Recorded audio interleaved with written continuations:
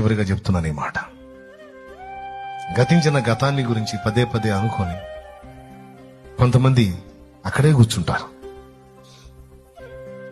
దేవుడు అంటున్నాడు, విశ్వాసం ఉందా?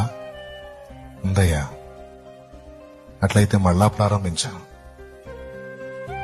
జారిపడ్డావా? అక్కడే కూర్చోవద్దు. పడటం తప్పు కాదు, పడ్డ చోటే ఉండటం తప్పు.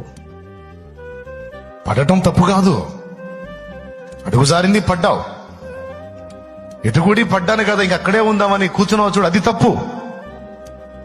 ఓడిపోవటం తప్పు కాదు, ఓటమిలోనే కూర్చుండిపోయావు చూడు, మళ్ళా గెలుపు కోసం ప్రయత్నించకుండా, అది తప్పు. లే, మళ్ళీ పోరాటం ప్రారంభించావు. Download ShareChat.